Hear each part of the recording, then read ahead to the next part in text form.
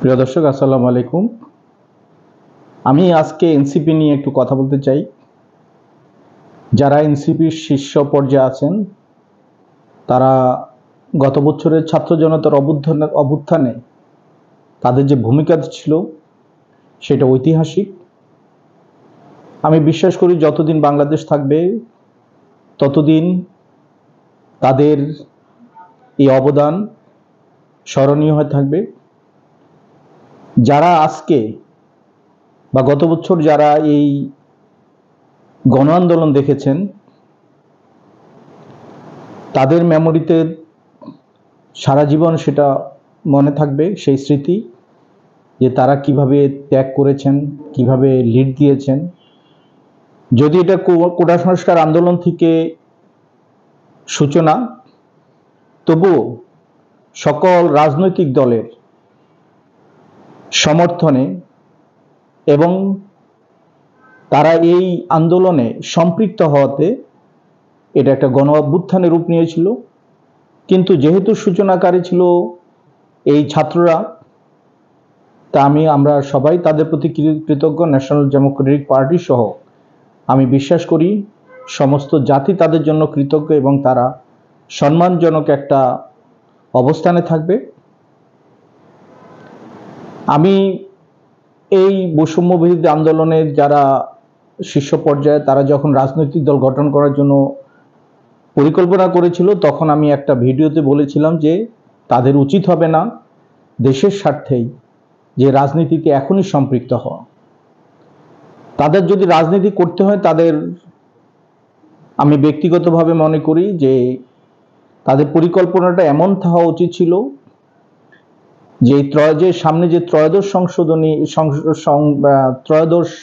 সংসদ নির্বাচন, তারপরে চতুর্দশ সংসদ নির্বাচনে গিয়ে তাদেরকে রাজনৈতিক দল হিসাবে নির্বাচনে পার্টিসিপেট করা। কারণ এই গণ অভ্যুত্থানের পরে যে বিশৃঙ্খল একটা দেশ, সেই দেশটাকে যেহেতু যেন সুন্দরভাবে পরিকল্পিতভাবে সংবিধান, আইন কানুন এবং আইনের ইমপ্লিমেন্টেশন যেন সুন্দরভাবে হয়, সেটা তদারকি করে তাদেরকে বাংলাদেশে একটা স্থিতিশীলতা আনার জন্য, একটা গণতান্ত্রিক সরকার প্রতিষ্ঠার জন্য ভূমিকা রাখা উচিত ছিল।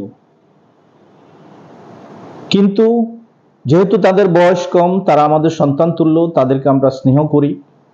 তাদের ভুলভ্রান্তিকে বা তারা যদি ইন্টেনশনালিও কোনো কথা বলে, সেটাকে আমরা আসলে রাজনৈতিকভাবে চিহ্নিত করি না। আমরা সেটা তাদের বয়সের ভুল, অভিজ্ঞতার ভুল, এটাকেই মনে করি। তাই আমরা সবসময় তাদের ভুলকেও আমরা কখনো তাদের ভুল নিয়ে কখনো তাদেরকে অ্যাকুইস্ট করতে পারি না, কারণ তারা আমাদের হৃদয়ে আছেন সম্মানজনক পদে, তাদেরকে আমরা স্নেহ দৃষ্টিতে দেখি। কিন্তু যারা তাদের উপরে আছে, তাদেরকে লিড দিচ্ছে, যেটা যারা দৃশ্যপটে নেই, তারা হয়তো তাদের নিজস্ব স্বার্থে তাদেরকে ব্যবহার করছে। তারা হয়তো বুঝতে পারে না, হয়তো তাদের সেই বুঝার মতো অভিজ্ঞতা, বয়সও এখনো হয়নি। তবে আমি একটা জিনিস বলতে চাই যে এখনো সময় আছে। এনসিপি যদি এখন তাদের এই রাজনৈতিক ভূমিকা থেকে বের হয়ে আসে, তারা যদি একটা প্রেসার গ্রুপ হিসেবে কাজ করে এবং যে জন্য এই দেশটা গণঅভ্যুত্থান হয়েছিল, যে আশা আকাঙ্ক্ষা নিয়ে, যে এজেন্ডা নিয়ে গত 15 বছর আন্দোলন হয়েছে, সেটা সুন্দরভাবে প্রতিফলন ঘটানোর জন্য, ইমপ্লিমেন্ট করার জন্য, রাজনৈতিক দলগুলোর উপর চাপে রাখার জন্য তাদেরকে রাজনীতি থেকে বের হয়ে আসা উচিত। তারা আবার বৈষম্য বিরোধী ছাত্র আন্দোলন গড়ে তোলা উচিত।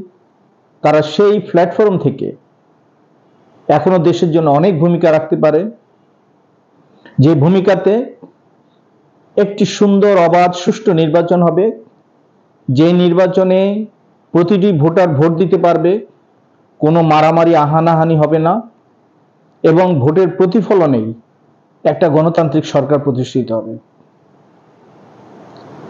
আমি চাই যে যারা এই বৈষম্য বিরোধী ছাত্র আন্দোলন থেকে যারা এখন এনসিপি করেছে, তাদের উচিত হবে তারা এখন সরে এসে আবার আগের প্ল্যাটফর্মে চলে যাওয়া।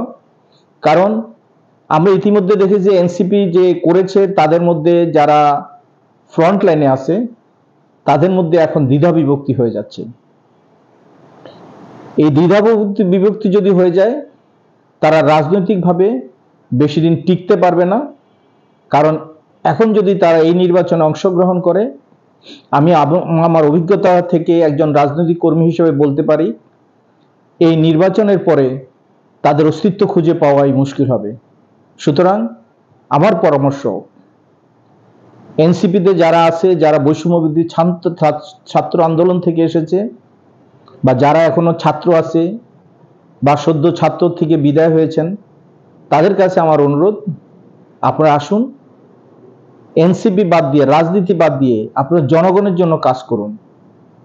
জনগণ আপনাদেরকে সম্মান দিবে, এবং আপনারা যদি ঠিকভাবে একটা প্রেসার গ্রুপ হিসাবে থাকতে পারেন, বাংলাদেশের রাজনীতিবিদরাও আপনাদের কথা মতো চলতে হবে। আপনারা যখন দেশের কথা বলবেন, সেটা কি অবজ্ঞা করতে পারবে না।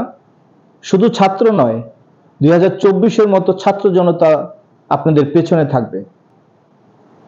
তা আমি প্রত্যাশা করছি তারা রাজনীতি থেকে বেরিয়ে আসবে, দেশের স্বার্থে, তাদের জন্য, তাদের সম্মান রক্ষার্থে তারা আবার সেই আগের প্ল্যাটফর্মে যাবে এবং দেশের জন্য একটা প্রেসার গ্রুপ হিসেবে থাকবে, যাতে দেশে অন্যায়, অবিচার, অত্যাচার, লুটপাট এগুলি বন্ধ হয়ে একটি গণতান্ত্রিক এবং স্থিতিশীল রাষ্ট্র হবে বাংলাদেশ।